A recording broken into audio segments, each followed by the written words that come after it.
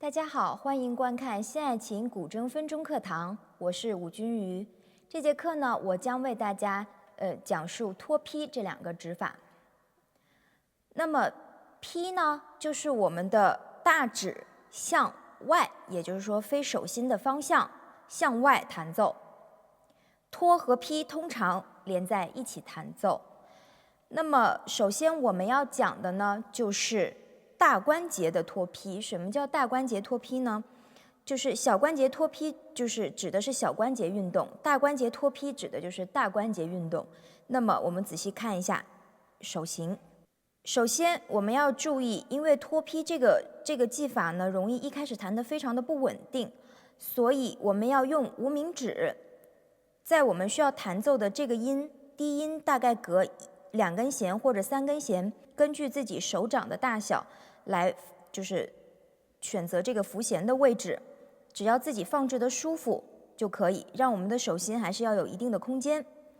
好，仔细注意这个虎口位置啊，我们的这个大关节托劈与我们的连托的第一个步骤有一点类似，就是我们的关节是向下贴的，并不是向上提的。仔细看，托。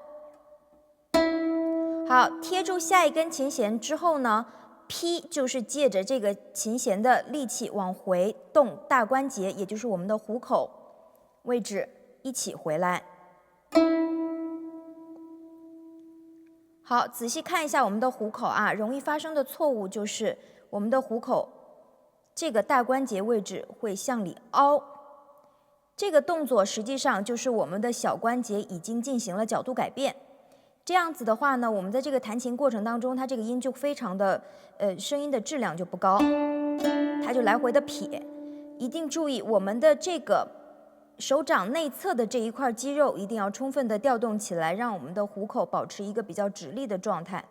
我们的无名指扶弦并不是说真的扎扎实实的把这个弦压死，它只是起到一个就是稳定的作用而已，千万不要使特别大的劲儿，就是轻松的扶着，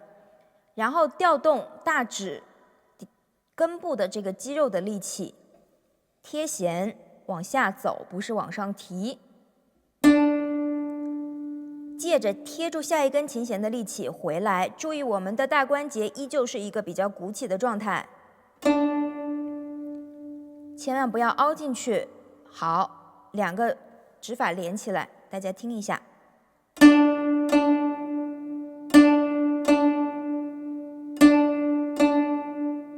好，那么在弹劈的时候呢，因为我们没有怎么仔细练过这个大指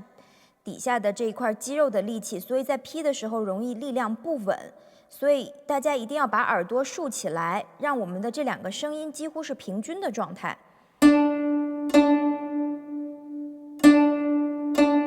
如果当你发现自己某一个声音偏弱的时候，那么你就要在回来的那个劲儿上加上这个力气。好，特别强调啊，也就是说我们的这个指甲在触弦的这个面上的时候呢，一定不要塌。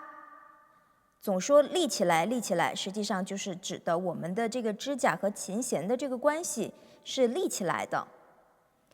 这跟我们的虎口以及大关节就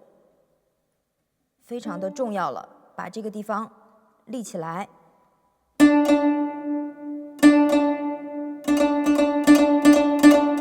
好，连续的。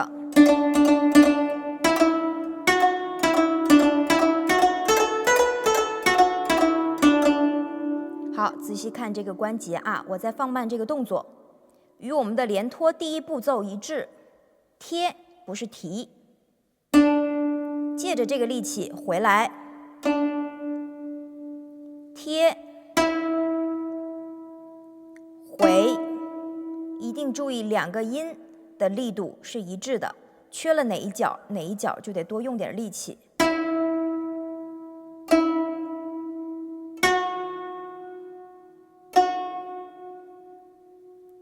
好，那么这个在练习的过程当中，由于你这一块肌肉是不经常用的，所以一开始在练习的时候，这儿如果有一点微酸的感觉是对的，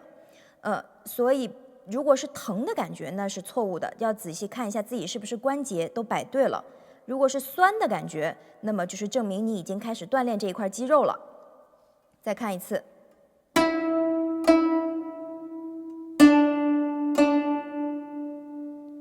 无名指浮弦，一定不是非常紧张的状态，还是保持一个手型的放松的感觉。